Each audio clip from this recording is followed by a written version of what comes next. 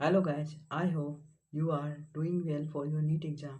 और मैं आज आपके साथ breathing and exchange of gases का एक टॉपिक डिस्कस करने वाला हूँ, जिसमें मैं उन सारे क्वेश्चंस को डिस्कस कर दूंगा जो आप में आपको नीट 2026 में आने की प्रोबेबिलिटी है। गाइस, मेरे बारे में आप जान सकते हैं। मेरा नाम द्रोण कुमार है और मेरा नीट 2024 में 661 स्कोर आया था। गाइस, अब हम लोग चलते हैं टॉपिक पे। सबसे पहला एनसीईआरटी आपका breathing and exchange of gas है। इसमें आपका ब्रीदिंग एंड डिस्पेरेशन के बारे में बताया है। एनसीईआरटी कहता है ब्रीदिंग जो है वो एक्सचेंज ऑफ गैसेज है, या इनहेलिंग और एक्सहेलिंग का जो प्रोसेस होता है उसे हम लोग ब्रीदिंग कहते हैं। ठीक है। एनसीईआरटी लगता है this is the process of exchange of O2 from atmosphere with CO2 produced by the cell is called breathing. ठीक है। उसके बाद आपका अगला टॉपिक है रिस्पायरेशन का। रिस्पायरेशन मतलब होता है break down of food on cellular level. Cell के लेवल पे जो हम लोग फूड को ब्रेक डाउन करते हैं वो आपका रिस्पायरेशन कहलाता है। एनसीईआरटी जो है आपका लिखा है यहाँ पे ग्लूकोज, एमिनो एसिड और फैटी एसिड से एनर्जी जो हम लोग ड्राइव करते हैं in the presence of oxygen, उसी को हम लोग रिस्पायरेशन कहते हैं। गाइस, आपका जो रिस्पायरेशन है इसके बारे में डिटेल में रिस्पायरेशन इन प्लांट के बारे में प्लांट में पढ़ना है, और यहाँ पे आपको ब्रीदिंग इन ह्यूमन बीइंग के बारे में अच्छे से पढ़ना है। ठीक है। गाइस, अब हम लोग चलते हैं रिस्पिरेटरी ऑर्गन पे। रिस्पिरेटरी ऑर्गन जो होता है वो डिफरेंट ग्रुप ऑफ एनिमल में डिफरेंट होता है ना। और वो डिपेंड करता है आपका habitat and level of organisation पे डिपेंड करता है। क्या क्या चीज़ पे डिपेंड करता है? हैबिटेट पे और लेवल ऑफ ऑर्गेनाइजेशन पे डिपेंड करता है। यहाँ से क्वेश्चन आने का संभावना है, ज़रूर आप एक बार लिख के प्रैक्टिस कर लें। ठीक है। उसके बाद आपका सिंपल डिफिजन कहीं कहीं किसी किसी ऑर्गेनिज्म में होता है। कहाँ होता है? तो लोअर इन्वर्टिब्रेट्स, या जो आपका सिंपल ऑर्गेनिज्म होगा वहाँ आपका क्या होगा, सिंपल डिफिजन के थ्रू ब्रीदिंग या रिस्पायरेशन हो रहा होगा, है ना। जो आपका एनिमल किंगडम का पोरीफेरा वाला ग्रुप हो गया, जिसको स्पॉन्जेस लिखा है इन्होंने, कॉलेंट्रेटा या निडारिया वाला ग्रुप हो गया। फिर आपका टीनोफोरा हो गया, फ्लैटवर्म या प्लेटी हेलमेंट्स हो गए। ये सारे क्या करते हैं, सिंपल डिफ्यूजन से अपने बॉडी सरफेस से ही एक्सचेंज ऑफ गैसेस को कर लेते हैं। फिर आपका अर्थवर्म के बारे में है। अर्थवर्म भी एक इंपॉर्टेंट क्वेश्चन हो जाता है, एग्जाम्पल दे के पूछ सकता है, वो मैच द फॉलोइंग पूछ सकता है। इसे आप जरूर ध्यान में रखें। यहाँ जो है आपका मॉइस्ट क्यूटिकल से रिस्पायरेशन हो रहा होता है। फिर आपका इंसेक्ट जो है वहाँ tracheal tube, network of tube या ट्रेकियल ट्यूब से ब्रीदिंग या रिस्पायरेशन हो रहा होता। फिर आपका एक्वाटिक अर्थ्रोपोड्स है और एक्वाटिक मोलस्क है, वहाँ गिल्स और ब्रेकियल रिस्पायरेशन हो रहा होता। फिर आपका जो टेरेस्ट्रियल फॉर्म होगा इनवर्टिब्रेट्स का, वहाँ लंग्स से रिस्पायरेशन हो रहा होगा। जो लंग्स से रिस्पायरेशन होता है उसे हम लोग गाइज पल्मोनरी रिस्पायरेशन भी कहते हैं। उसके बाद हम लोग चलते हैं वर्टिब्रेट्स में। वर्टिब्रेट्स में एक ग्रुप ऐसा है जो फिश का है, वो गिल्स से लेता है। बाद बाकी आपका एम्फीबियंस हो गए, रेप्टाइल्स हो गए, बर्ड हो गए और मैमल हो गए, वो सारा लंग्स से रिस्पायरेशन कर रहा होता। ठीक है। और इसके बाद आपका सबसे लास्ट में फ्रॉग के बारे में दिया है। ठीक है। गाइस, फ्रॉग में हम पढ़ चुके हैं कि जो आपका एस्टिवेशन और हाइबरनेशन का जो केस होता है उस समय यह स्किन से ब्रीदिंग कर रहा होता है। जब ये वाटर में होता है तो स्किन से कर रहा होता है, और जब ये लैंड पे होता है तो स्किन, बकल कैविटी यानी कि माउथ और लंग्स तीनों को यूज कर रहा होगा। स्टूडेंट, यहाँ पे जितना भी मैं क्यों लगाया हूँ वो आपका इंपॉर्टेंट क्वेश्चन बन जाता है। अगर आप इतना का एग्जाम्पल अच्छे से ध्यान में रख लेते हैं तो श्योर है यहाँ से एक ना एक क्वेश्चन आएगा और उसे आप कर लेंगे। स्टूडेंट, अब हम लोग चलते हैं ह्यूमन रिस्पिरेटरी सिस्टम पे। ह्यूमन रिस्पिरेटरी सिस्टम का जो पैराग्राफ है वो बहुत ही इंपॉर्टेंट है स्टूडेंट। ठीक है। यहाँ आपको सबसे पहले पाथवे ऑफ रिस्पिरेशन दिया हुआ है। सबसे बाहर जो आपका होता है वो एक्सटर्नल नोस्ट्रिल होता है। नोस्ट्रिल से कहाँ जाएगा? नेजल चैम्बर में जाएगा। नेजल चैम्बर के बाद आपका ये फेरिंग्स में जाता है। फेरिंग्स जो आपका है वो क्या है? Common passage for food and air है। Common passage for food and air है। फिर वो ये पाथ जो है आपका लैरिंग्स में जाता है, लैरिंग्स के बाद ट्रेकिया में जाता है। ठीक है, कहाँ जाता है? लैरिंग्स में जाता है, लैरिंग्स के बाद ट्रेकिया में जाता है। लैरिंग्स जो है आपका वो कार्टिलेजिनस बॉक्स है ना, जो हेल्प करता है साउंड प्रोडक्शन करने में, इसलिए हम लोग इसको साउंड बॉक्स के नाम से भी जानते हैं यहाँ।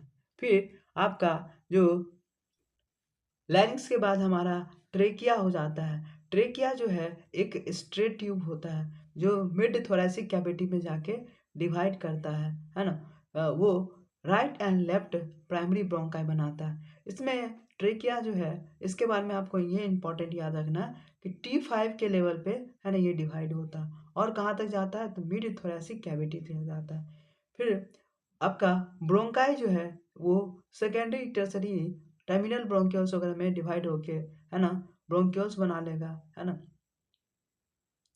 उसके बाद जो कौन कौन सा पार्ट आपका इनकम्प्लीट कार्टिलेजिनस रिंग से है ना सपोर्ट किया जाता है, ये क्वेश्चन पूछेगा। तो ट्रेकिया वाला पार्ट हो गया आपका प्राइमरी, सेकेंडरी, टर्सरी ब्रोंकाई और इनिशियल ब्रोंकियल्स जो वाला बात जो पार्ट है आपका वो इनकम्प्लीट कार्टिलेज रिंग से क्या होता है? सपोर्ट किया जाता है। उसके बाद आपका जो एल्वेलाई होता है वो irregular walled vascular bag like structure होता है। ठीक है, जो गैसेस एक्सचेंज में हेल्प कर रहा होता है। ठीक है, तो ये पाथवे जो भी है यहाँ पे दिया हुआ वो मैंने सिंपल फॉर्म में साइड में लिख दिया हूँ, है ना। पाथवे आपका सबसे पहले क्या होगा? एक्सटर्नल नॉस्ट्रिल होगा, नॉस्ट्रिल के बाद नेजल चैम्बर में जाएंगे, उसके बाद फेरिंग्स होगा, फेरिंग्स के बाद लैरिंग्स होगा, लैरिंग्स के बाद आपका आ गया ट्रेकिया, ट्रेकिया के बाद आपका ब्रोंकाई आ जाएगा, ब्रोंकाई के बाद आपका एल्वेलाई आ जाएगा। जो आपका फेरिंग्स जो है वो कॉमन पासेज होता है फूड एंड एयर के लिए। उसके बाद आपका लैरिंग्स जो है ना, वो साउंड बॉक्स की तरह हेल्प करता है, मदद करता है, और ये कार्टिलेजिनस बॉक्स होता है। उसके बाद आपका ट्रेकिया जो है वो आपका मिड थोरैसिक कैविटी में आके या T5 पे आके है ना डिवाइड करता है, इसको याद रखना है ना। ये डिवाइड करके राइट एंड लेफ्ट ब्रोंकाई बनाएगा, ब्रोंकाई जो है डिवाइड करके primary, secondary, tertiary and terminal bronchioles वगैरह बना लेगा। उसके बाद है ना ब्रोंकाई जो है आपका एल्वेलाई के लेवल पे है ना ओपन होगा। एल्वेलाई जो आपका क्या होता है? वास्कुलर बैग लाइक स्ट्रक्चर होता है जो आपको है ना क्या करता है? एक्सचेंज ऑफ गैसेज में मदद कर रहा होता है।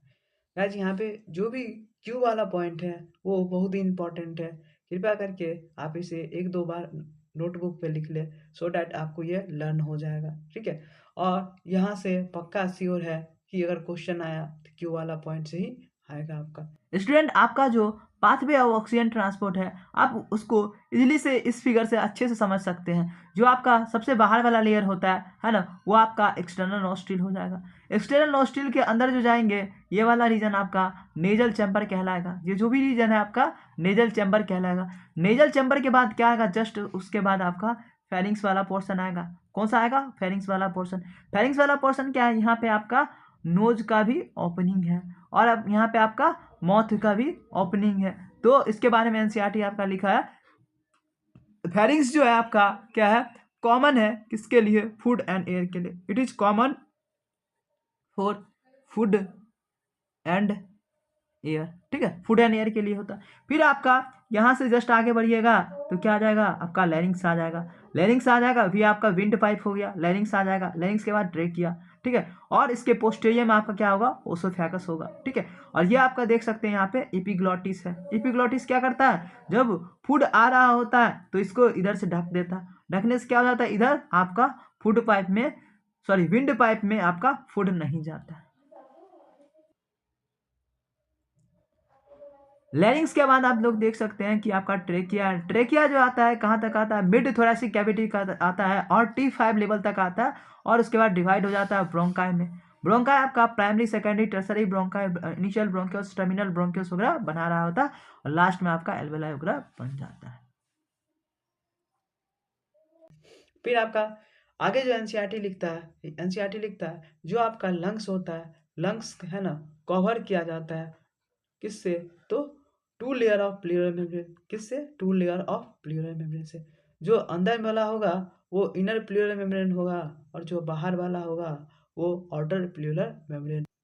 इनर एंड आउटर के बीच में आपका फ्लूइड लाइक सब्सटेंस होता है जिसको हम लोग क्या कहते हैं? प्लूरल फ्लूइड कहते हैं, और ये क्या करता है, रिड्यूस करता friction on the lungs surface. NCERT लिखता है जो आउटर प्लूरल मेम्ब्रेन जो होगा वो कहाँ होता है, वो थोरैसिक कैविटी में कांटेक्ट में रहता है, और आपको जो इनर वाला पार्ट होता है, कौन सा, जो इनर वाला पार्ट होता है वो आपको जो होता है लंग्स के कांटेक्ट में होता है। उसके बाद आपका एक इम्पॉर्टेंट क्वेश्चन ये बन जाता है कि कंडक्टिंग पार्ट क्या क्या बनाता है। तो जो आपका एक्सटर्नल नोस्ट्रिल से टर्मिनल ब्रोंक्यूल्स होगा वो आपका कंडक्टिंग पार्ट बनाएगा। रिस्पिरेटरी और एक्सचेंज पार्ट जो है एल्वेलाई और उसके डक्ट के द्वारा बनाया जाता है। बहुत ही इंपॉर्टेंट क्वेश्चन है। एल्वेलाई एंड देयर डक्ट जो होता है वो आपका रिस्पिरेटरी पार्ट बनाता है। कंडक्टिंग पार्ट जो है आपका एक्सटर्नल नॉस्ट्रिल से लेके टर्मिनल ब्रोंक्यूल्स तक होता है। उसके बाद ये लिखता है एनसीईआरटी आपका कंडक्टिंग पार्ट का क्या क्या फंक्शन है। कंडक्टिंग पार्ट ट्रांसपोर्ट ऑफ, है ना, एयर में मदद करता है, उसको क्लियरिफाई करता है, उसको ह्यूमिडिफाई करता है और उसके टेम्परेचर को मेंटेन करता है बॉडी टेम्परेचर तक। ठीक है। जो आपका एक्सचेंज पार्ट होगा वो क्या होगा, आपका एक्चुअल साइट ऑफ डिफ्यूजन होता है, जो CO2 और O2 को आपस में एक्सचेंज कर रहा होता है। फिर आपका एनसीईआरटी जो है वो दिया है जो आपका लंग्स जो होता है वो कहाँ सिचुएटेड है। तो लंग्स जो आपका थोरैसिक चैम्बर में सिचुएटेड होता है। ठीक है। थोरैसिक चैम्बर जो होता है आपका एनाटॉमिकल एयर टाइट चैम्बर होता है। क्या होता है, एयर टाइट चैम्बर होता है, जो कि, है ना, इसके फॉर्मेशन के बारे में लिखता है एनसीईआरटी।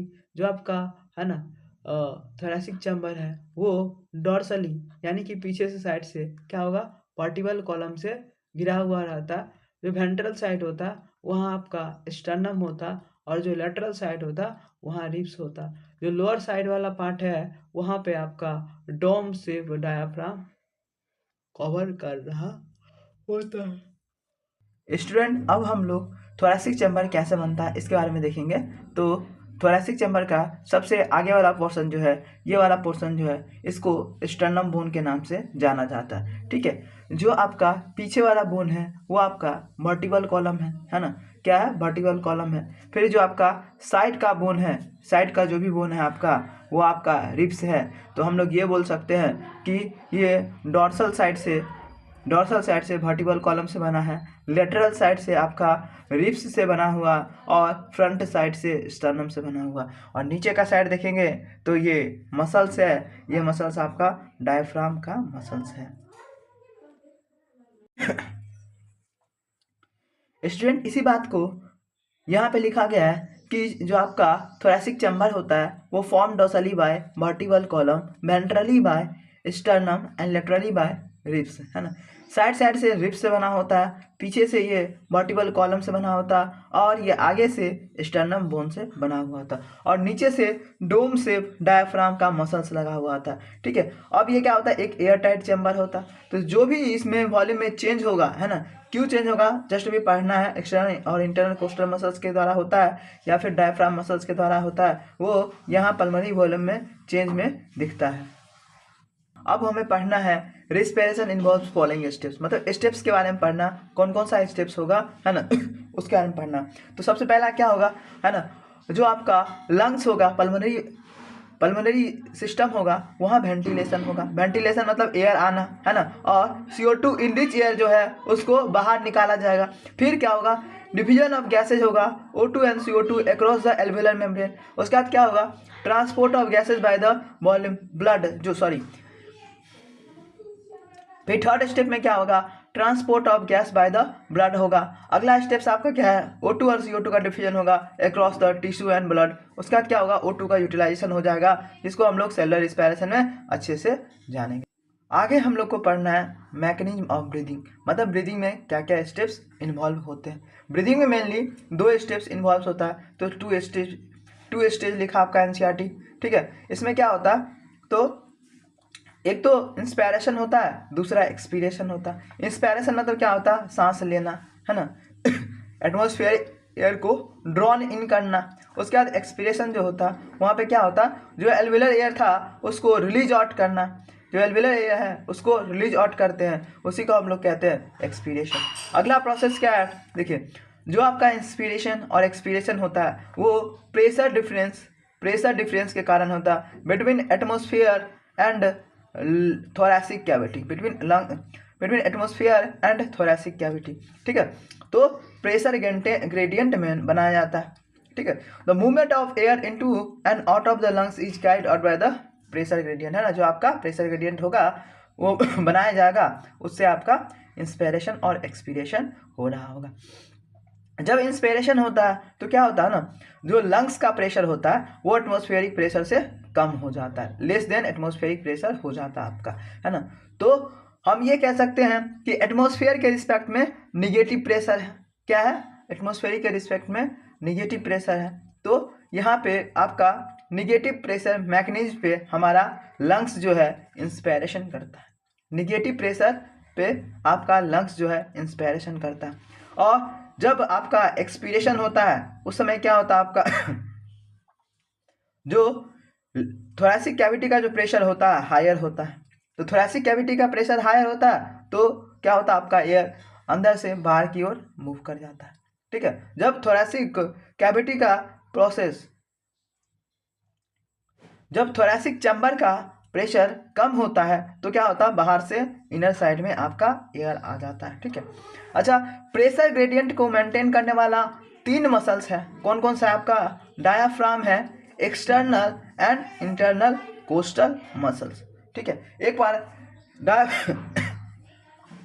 बार हम आपको diaphragm and external and internal coastal muscles का, है ना, फिगर देना चाहेंगे।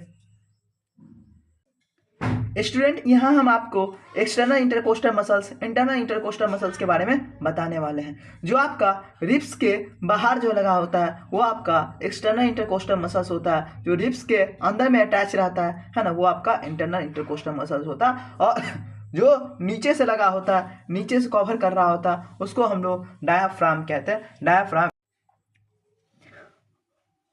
स्टूडेंट, अब हमें external and internal intercostal muscles के बाद, है ना, हमें सीखना है कि एंटीरियर पोस्टीरियर एक्सिस पे आपका वॉल्यूम कैसे इंक्रीज होता है और डोर्सोवेंट्रल एक्सिस पे आपका वॉल्यूम कैसे इंक्रीज होता है। बहुत इंपॉर्टेंट क्वेश्चन है ना। 2023 में पूछा गया था और मैं एग्जाम दिया था, मेरे से नहीं बन पाए थे ये क्वेश्चन, तो आप पक्का इसको अच्छे से याद करके जाए, है ना। यहाँ आप देख सकते हैं कि ये आपका डायाफ्राम है। ये क्या आपका डायाफ्राम मसल्स है। ठीक है, डायाफ्राम मसल जब कंट्रैक्ट करता है तो नीचे आता है, जब नॉर्मल फॉर्म में होता है तब ये इस फॉर्म में रहता है। ठीक है, जब नॉर्मल फॉर्म में रहता है तो इस फॉर्म में रहता है, और जब कंट्रैक्ट करता है तो नीचे पोर्शन में आता है। तो मतलब ऊपर से नीचे आता है, क्या होता है, ऊपर से नीचे आता है तो इससे क्या होता है आपका वॉल्यूम क्या होता है, लंग्स का या थोरैसिक चैम्बर का इंक्रीज होता है। ठीक है, तो थोरैसिक चैम्बर का लंग वॉल्यूम इंक्रीज होता है। और यहाँ आप इसको मान सकते हैं एंटीरियर एक्सिस।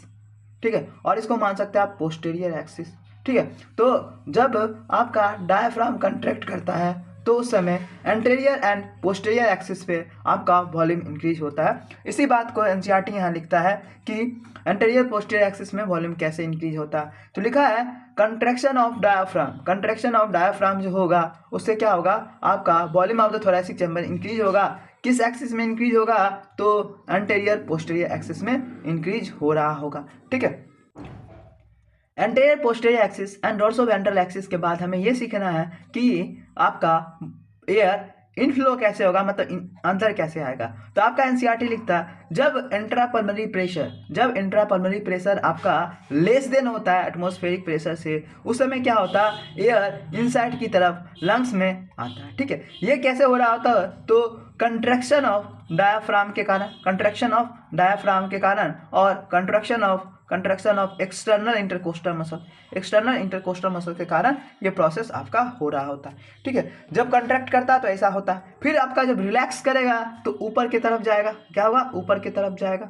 ऊपर की तरफ जाएगा तो क्या होगा आपका वॉल्यूम, थोरैसिक वॉल्यूम डिक्रीज करेगा। थोरैसिक वॉल्यूम डिक्रीज करेगा तो इंटरनल प्रेशर या इंट्रापल्मोनरी प्रेशर क्या हो जाएगा? स्लाइटली ग्रेटर हो जाएगा। स्लाइटली ग्रेटर के कारण क्या होगा आपका एक्सपल्सन ऑफ एयर होगा, जिसको हम लोग एक्सपीरेशन के नाम से जानते हैं।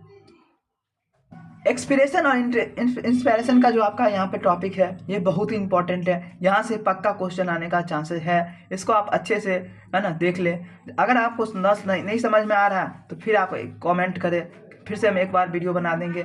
जिससे आपका बहुत अच्छे से फिर से समझ में आ जाएगा। इसके बाद आपका एनसीईआरटी लिखता है जो आपका क्या होता है, इंस्पिरेशन होता है, एक्सपीरेशन होता है, उसका स्ट्रेंथ को हम लोग इंक्रीज कर सकते हैं। क्या कर सकते हैं? इंक्रीज कर सकते हैं। कैसे इंक्रीज कर सकते हैं? Additional set of muscles in abdomen, जो आपका एब्डोमिनल मसल्स होता है उसके मदद से हम लोग स्ट्रेंथ ऑफ एक्सपीरेशन को इंक्रीज कर सकते हैं। फिर आपका एनसीईआरटी लिखता है आपका ब्रीदिंग रेट जो होता है 12 से 16 टाइम्स होता है पर मिनट। कितना होता है? 12 से 16 टाइम्स होता है पर मिनट। उसका जो आपका वॉल्यूम ऑफ एयर है उसको स्पायरोमीटर के एक इंस्ट्रूमेंट है उसके मदद से नापा जाता है, ठीक है। और कितना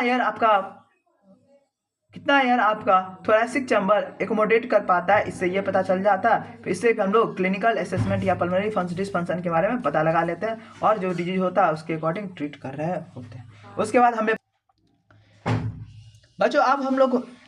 बच्चों अब हम लोग बात करते हैं रिस्पिरेटरी वॉल्यूम एंड कैपेसिटीज पे। डिफरेंट रिस्पिरेटरी वॉल्यूम और कैपेसिटी पढ़ना, क्योंकि इसका बहुत ही इंपॉर्टेंट है ना, डेली लाइफ प्रैक्टिसेस या फिर आप कह लीजिए मेडिकल जो भी आपका सुपरविजन आता है या कुछ डिस्फंक्शन वगैरह होता है तो वहाँ पे, ठीक है। तो आपका सबसे पहला है टाइडल वॉल्यूम। टाइडल वॉल्यूम क्या होता है? जो नॉर्मल रिस्पिरेशन हम लोग कर रहे होते, सांस ले रहे होते, छोड़ रहे होते, उसको टाइडल वॉल्यूम के नाम से जाना जाता है। वो अप्रॉक्सीमेटली 500 ml के बराबर होता है, ठीक है। और 12 से 16 बार चूंकि आपका ब्रीदिंग होता है तो एक मिनट में कितना हो जाएगा? ये 6000 से 8000 के बराबर लगभग हो जाएगा, ठीक है। इस बात को आप याद रखिएगा। फिर हम लोग चलते हैं inspiratory reserve volume. Inspiratory reserve volume क्या होता है? जो नॉर्मल हम लोग एक्सपीरेशन इंस्पिरेशन कर लेते हैं उसके पास फोर्सफुली जितना एयर भी हम लोग ले पाएंगे उसको हम लोग इंस्पिरेटरी रिजर्व वॉल्यूम कहते हैं। इंस्पिरेटरी रिजर्व वॉल्यूम क्या होता है? फिर से एक बार सुन लीजिए। जो आपका टाइडल वॉल्यूम होता है, टाइडल वॉल्यूम के अलावा जो भी हम वॉल्यूम एक्स्ट्रा ले पाएंगे उसको फोर्सफुली ले पाएंगे उसको हम लोग इंस्पिरेटरी रिजर्व वॉल्यूम कहते हैं। फिर आपका है ना, ये कितना होता है? तो 2500 से 3000 ml के बराबर होता है लगभग। फिर आपका expiratory reserve volume. Expiratory reserve volume क्या होता है? जो नॉर्मल रिस्पिरेशन करते हैं वो ठीक है, फिर फोर्सफुली कितना छोड़ पाएंगे ऑक्सीजन वो आपका क्या होता है? कार्बन डाइऑक्साइड छोड़ पाएंगे वो आपका क्या होता है ना, एक्सपायरेटरी रिजर्व वॉल्यूम होता है। ये आपका 1000 से 1100 ml के बराबर होता है। ये बात बहुत इंपॉर्टेंट है क्योंकि ये वैल्यू और आपका जो रेसिडुअल वॉल्यूम है इसका वैल्यू लगभग मैच करता है। ये आपका 1100 से 1200 है और आपका वो जो था कितना था? 1000 से 1100 था। तो आप इस बात को पकड़ ले कि यहाँ पे 1200 ml है ना, 1200 ml है, वहाँ पे एक कम है। फिर रेसिडुअल वॉल्यूम होता क्या है? तो आपका जो वॉल्यूम एयर में रह जाता है फोर्सफुल एक्सपीरेशन के बाद, जो वॉल्यूम ऑफ एयर रह जाता है लंग्स में है ना फोर्सफुल एक्सपीरेशन के बाद, उसको हम लोग क्या कहते हैं? रेसिडुअल वॉल्यूम कहते हैं। उसका क्या कहता है? डिफरेंट वॉल्यूम को ऐड करके हम लोग कैपेसिटीज बनाते हैं। डिफरेंट वॉल्यूम को बाय एडिंग अप है ना, ऐड करके क्या बनाते हैं?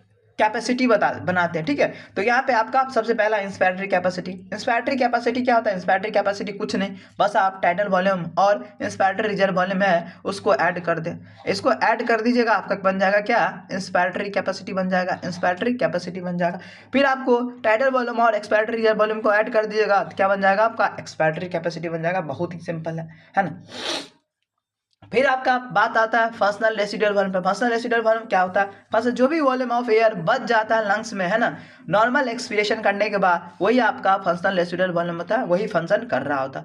जो वॉल्यूम ऑफ एयर आपका बच जाता है ना लंग्स में बच जाता है, कब बच जाता है? नॉर्मल एक्सपीरेशन करने के बाद, उसको हम लोग फंक्शनल रेसिडुअल वॉल्यूम के नाम से जानते हैं। उसके बाद आपका आता है वाइटल कैपेसिटी। वाइटल कैपेसिटी क्या होता है? सारे वॉल्यूम्स को ऐड कर देते हैं, एक्सपायरेटरी रिजर्व वॉल्यूम और tidal volume inspiratory reserve volume हो गया, सबको ऐड कर देते हैं, सिर्फ छोड़ देते हैं किसी को? रेसिडुअल वॉल्यूम को छोड़ देते हैं, तो आपका बनता है वाइटल कैपेसिटी बनता है। वाइटल कैपेसिटी को हम लोग इस तरीका से भी डिफाइन कर सकते हैं कि maximum volume of air a person can breathe out after forceful inspiration. Forceful inspiration के बाद जितना भी वॉल्यूम है ना एक्सक्रिएट करेगा उसको हम लोग क्या कहेंगे?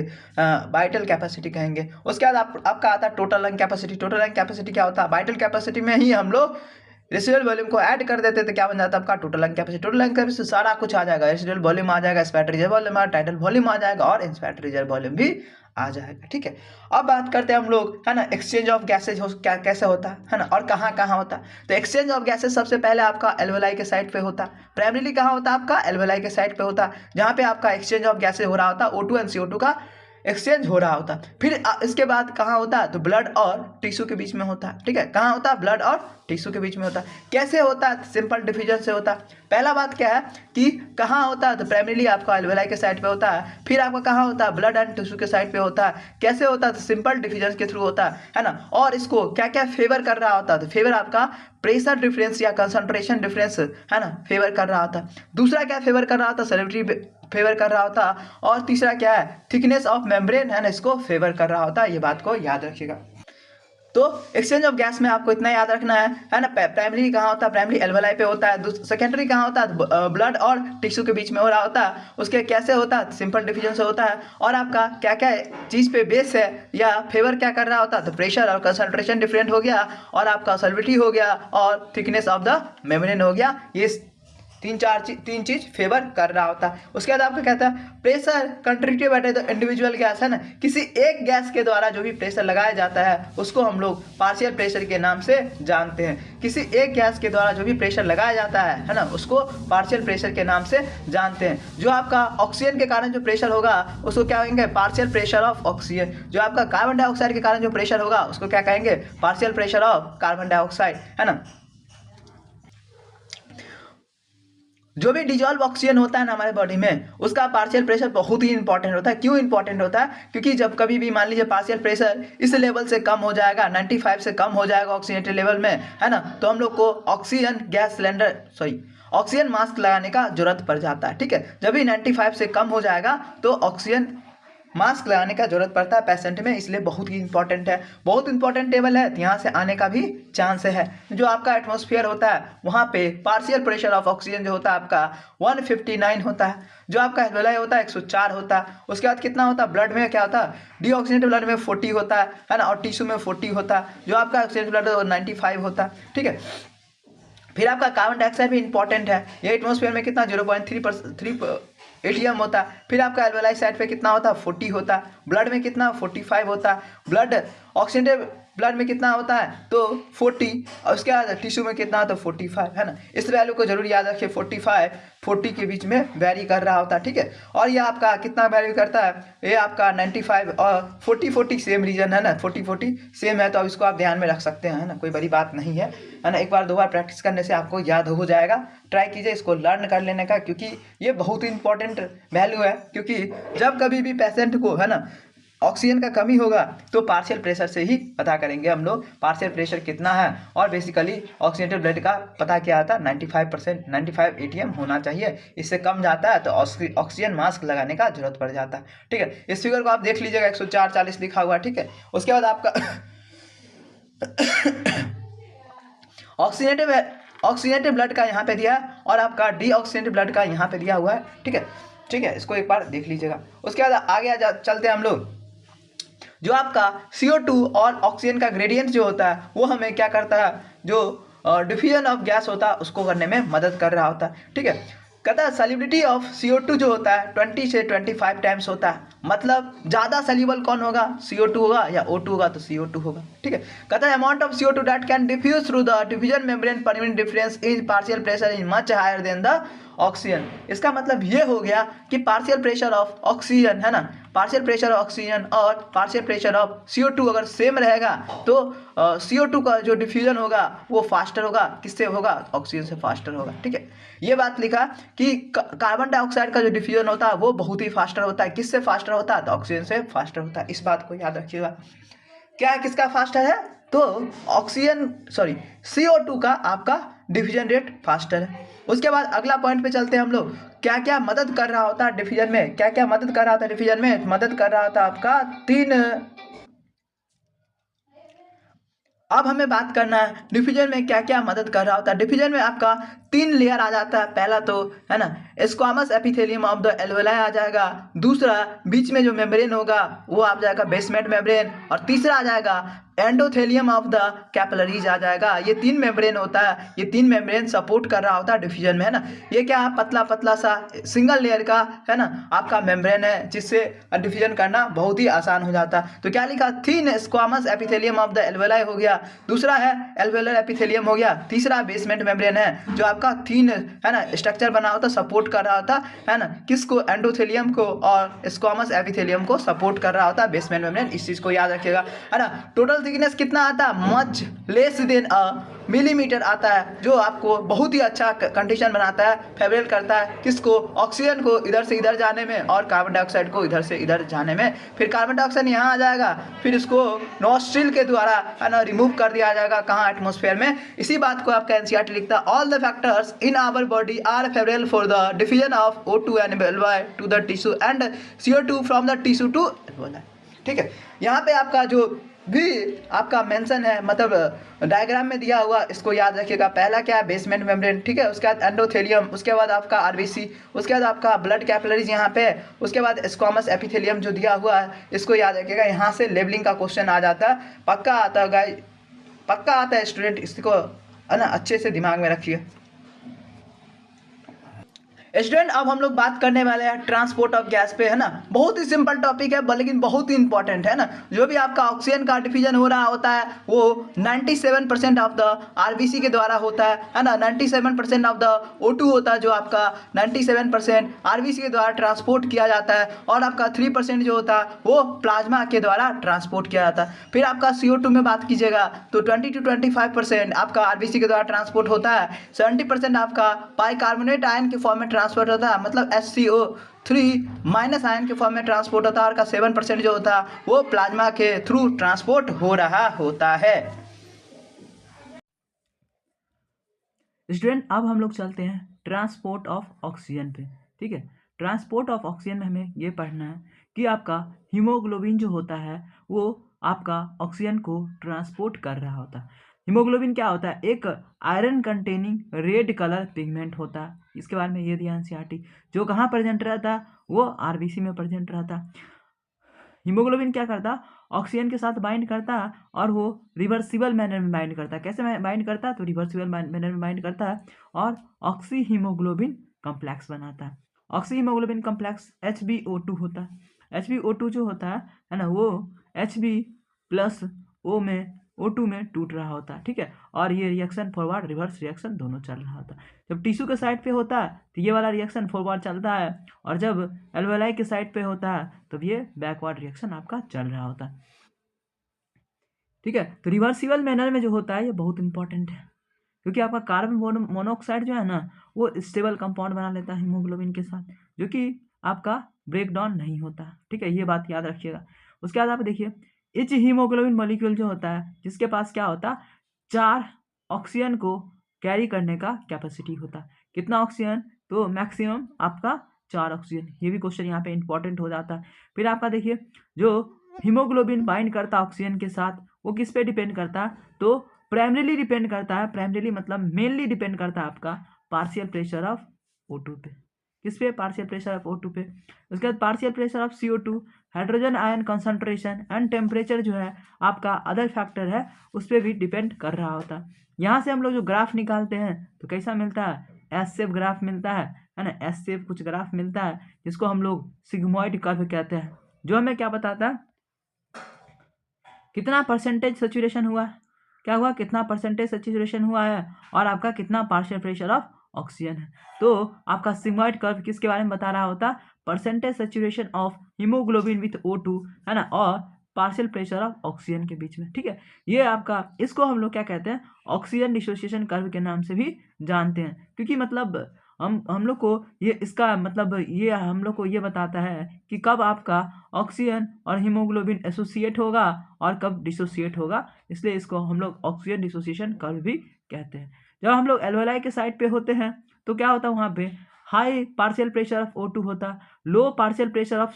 CO2 होता, लेसर H+ कंसंट्रेशन होता, और आपका लोअर टेम्परेचर होता है, जो सारा फैक्टर क्या है, फेवरेबल है ऑक्सी हीमोग्लोबिन का फॉर्मेशन के लिए, ऑक्सी हीमोग्लोबिन का फॉर्मेशन के लिए। ठीक है, 4 फैक्टर है, जिसमें क्या होता है आपका ऑक्सीजन मेन फंक्शन है मेनली, इस पर डिपेंड करता है पार्शियल प्रेशर ऑफ ऑक्सीजन पे।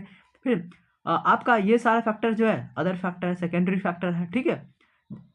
जब एल्वेलाई के साइड पे होता है तो क्या होता है, पार्शियल प्रेशर ऑफ ऑक्सीजन ज़्यादा होता है, बाद बाकी ये तीनों कम होता है, जिससे क्या होता है आपका HbO2 बनाता है, ऑक्सी हीमोग्लोबिन बनाता है, ठीक है। जब टिश्यू के साइड पे होता है तब ये कम होता है, बाद बाकी ज़्यादा होता है, ठीक है, बाद बाकी ज़्यादा होता है, इस चीज़ को याद रखना। यहाँ पे क्या होता है, हीमोग्लोबिन जो ऑक्सीजन के साथ बाइंड हुआ था वो आपका हीमोग्लोबिन और ऑक्सीजन में टूट जाएगा, ठीक है। ये बात को याद रखिएगा, जरूर आप याद रखिएगा, जब एल्वेलाई के साइड पे होता है तो पार्शियल प्रेशर ऑक्सीजन ज़्यादा होता है, बाद बाकी कम होता है, ठीक है। जब आपका टिश्यू के साइड पे जाता है तो ये कम हो जाता है, बाद बाकी आपका ज़्यादा हो जाता है, उल्टा रिलेशन, ठीक है। यही बात आपको एनसीईआरटी में यहाँ लिखा हुआ है, जब हम लोग टिश्यू के साइड पे जाते हैं, कहाँ टिश्यू के साइड पे जाते हैं तो लो पार्शियल प्रेशर ऑफ ऑक्सीजन होता है, high partial pressure of CO2 होता है, high H+ concentration, high temperature होता है, जो आपका डिसोसिएशन के लिए रिस्पॉन्सिबल होता है। उसके बाद देखिए आप क्या कहता है, जो आपका 100 ml ऑफ ऑक्सीडेटेड ब्लड होता है वो 5 ml ऑफ O2 को ले जाता है इन नॉर्मल फिजियोलॉजिकल कंडीशन, है ना। यहाँ से बहुत बार क्वेश्चन पूछा है, तो कृपया करके इसको है ना 2-3 बार लिख के प्रैक्टिस कर लीजिए, सो डैट यहाँ से गलत ना हो कि 100 ml आपका 5 ml ट्रांसपोर्ट करे, ठीक।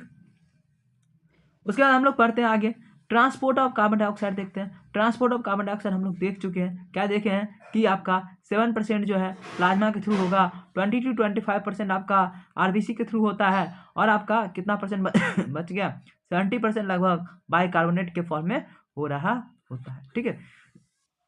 CO2 भी ऑक्सीजन हीमोग्लोबिन के साथ जो बाइंड करता है ना, वो भी आपका रिवर्सिबल माइनर में बाइंड करता है ना, मतलब ये भी आपका HbCO2 कॉम्प्लेक्स भी आपका क्या है, अनस्टेबल कॉम्प्लेक्स है ना, ये रिवर्सिबल मैनर में बाइंड होता है, जो कि आपका आराम से टूट जाता है। मेजर फैक्टर क्या क्या है, मेजर फैक्टर आपका PCO2 है, हाँ। इसके बाद आपका अदर फैक्टर वही PO2 हो जाएगा, है ना, H+ आयन कंसंट्रेशन हो जाएगा, और क्या हो जाएगा आपका टेम्परेचर हो जाएगा, ठीक है। ये सारा आपका अदर फैक्टर हो जाएगा, ठीक है।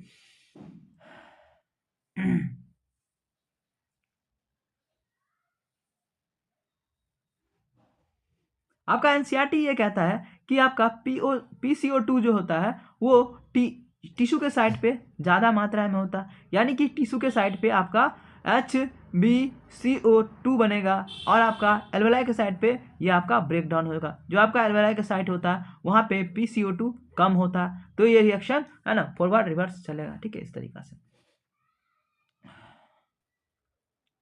एनसीईआरटी ये लिखता है कि जो आपका CO2 होता है वो कार्ब अमाइनो हीमोग्लोबिन के फॉर्म में बॉन्ड हो जाता है, उसको आपका कहाँ लाया जाता है, तो एल्वेलाई के साइड पे लाया जाता है, उसको है ना CO2 और H2O में कन्वर्ट करके है ना एल्वेलाई के साइड पे छोड़ दिया जाता है, जिससे वो क्या होता है, बाहर निकल जाता है। उसके बाद एक चीज़ आपको इंपॉर्टेंट याद रखना है, जो आपका CO2 और H2O जो रिएक्ट करता है तो क्या बनता है, कार्बोनिक एसिड बनता है ना, इससे आपका बाइकार्बोनेट बनता है, ठीक है। इसमें एक आपका एंजाइम काम कर रहा होता है, एंजाइम जो है उसका नाम है कार्बोनिक एनहाइड्रेज। क्या नाम है, कार्बोनिक एनहाइड्रेज, जो कि आपका आरबीसी में है ना बहुत ज़्यादा मात्रा में प्रेजेंट होता है, वेरी हाई कंसंट्रेशन में, और आपका प्लाज्मा जो होता है वहाँ पे माइन्यूट क्वांटिटी में प्रेजेंट होता है। जो आपका प्लाज्मा है वहाँ पे माइन्यूट क्वांटिटी में प्रेजेंट होगा, और जो आपका क्या है आरबीसी है वहाँ पे ज़्यादा मात्रा में ये आपका प्रेजेंट होगा, ठीक है। ये आपका फॉरवर्ड रिएक्शन और बैकवर्ड रिएक्शन दोनों को फेवर कर रहा होता है, जिससे आपका CO2 H2O के साथ कंबाइन करके क्या हो जाता है, कार्बोनिक एसिड में कन्वर्ट हो जाता है, कार्बोनिक एसिड फिर से बाइकार्बोनेट में चेंज होता है, और H+ में चेंज होता है, फिर ये रिवर्स रिएक्शन चल रहा होता है इस तरीके से।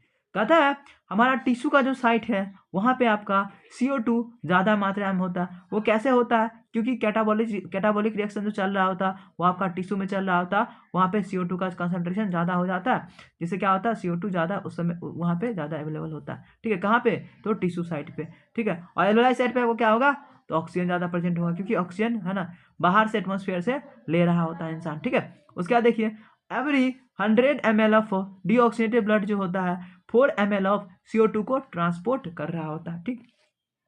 इस चीज़ को याद रखना। फिर आपका है ना जो आपका ह्यूमन का रिस्पायरेशन है वो कंट्रोल किया जा सकता है रिस्पायरेटरी रिदम सेंटर से। किससे? रिस्पायरेटरी रिदम सेंटर से। ठीक है, रिस्पायरेटरी रिदम सेंटर जो आपका है वो आपका है मेडुला ऑब्लांगाटा। मेडुला रीजन आपका रिस्पायरेटरी रिदम सेंटर कहलाता है। ठीक है, रिस्पायरेटरी रिदम सेंटर के जस्ट ऊपर आपका पोन्स होता है। ठीक है, पोन्स जो होता है उसको नीमोटैक्सिक सेंटर कहते हैं। नीमोटैक्सिक सेंटर क्या करता है? नीमोटैक्सिक सेंटर आपका रिस्पायरेटरी रिदम सेंटर को कहता है कि नेसेसरी एडजस्टमेंट करो जब CO2 और ऑक्सीजन का डिसबैलेंस हो रहा होता है। ठीक है, और एक सेंटर होता है जो कीमो रिसेप्टर एरिया होता है। ठीक है, जो आपका H+ और O2 CO2 को है ना आइडेंटिफाई कर रहा होता है कितना है कितना नहीं है। ये क्या करता है? इसको मैसेज करता है, फिर ये इसको मैसेज करता है, ये डायरेक्ट भी इसको मैसेज कर सकता है। मतलब कीमो रिसेप्टर एरिया जो है डायरेक्ट भी आपका मेडुला ऑब्लांगाटा को मैसेज कर सकता है। फिर आपका जो कीमो रिसेप्टर एरिया है वो नीमोटैक्सिक सेंटर को भी मैसेज करता है, और नीमोटैक्सिक सेंटर फिर मेडुला ऑब्लांगाटा को मैसेज करता है। ठीक है,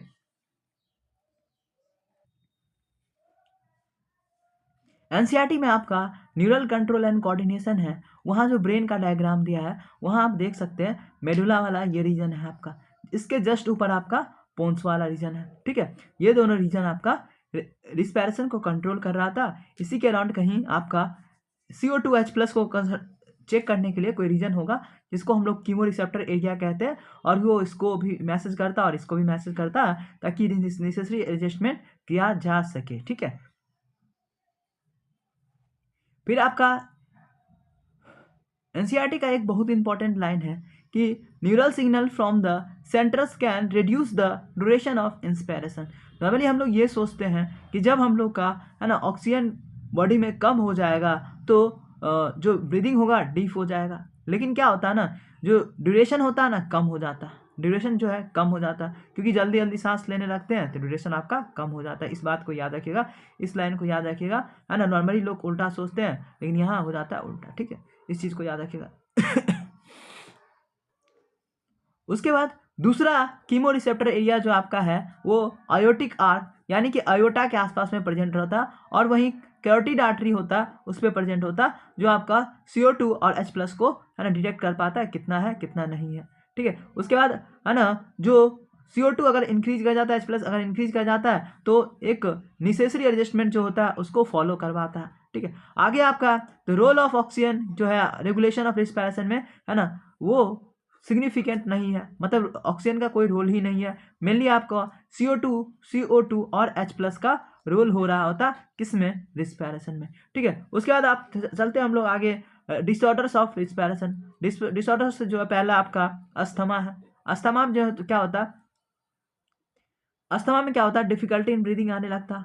क्यों आने लगता है? क्योंकि ब्रोंका और ब्रोंक्योस जो आपको फिगर दिखा देते हैं ब्रोंका एंड ब्रोंक्योल्स का।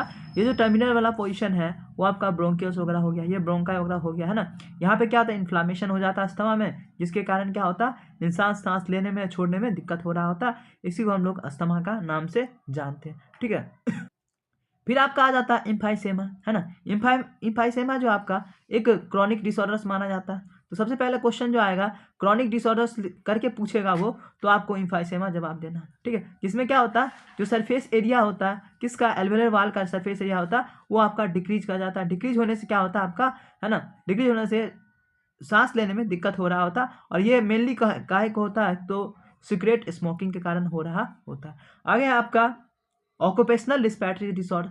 ऑक्यूपेशनल रिस्पायरेटरी डिसऑर्डर्स में ये होता है आपका ग्राइंडिंग और स्टोन ब्रेकिंग के कारण क्या होता है ना, जो हमारा ग्राइंडिंग और स्टोन ब्रेकिंग इंडस्ट्रीज है वहाँ पे क्या होता है? छोटा छोटा डस्ट पार्टिकल्स होता है ना, वो कॉन्स्टेंटली आपका लंग्स में जा रहा होता है। हमारा डिफेंस मैकेनिज्म तो प्रोटेक्ट करता है, बट एक समय के बाद है ना वो भी उसको प्रोटेक्शन प्रोवाइड नहीं कर पाता, जिसके कारण क्या होता है? फाइब्रोसिस वगैरह हो जाता है लंग्स में, मतलब फाइब्रस टिश्यू वगैरह बन जाता है। फाइब्रस टिश्यू बनने के कारण क्या होता है? आपका लंग्स जो है वो आपका सॉलिड फॉर्म में हो जाता है। कैसा हो जाता है? सॉलिड हो जाता है, जबकि इसको स्पॉन्जी होना चाहिए। कैसा होना चाहिए? स्पॉन्जी होना चाहिए, सॉलिड हो जाता है, जो है ना सांस लेने में असक्षम होता है। ठीक है, तो वैसे वैसे लोग जो यहाँ काम कर रहे होते हैं, स्टोन ब्रेकिंग इंडस्ट्री में काम कर रहे होते हैं, उन्हें प्रोटेक्शन मास्क की जरूरत होती है।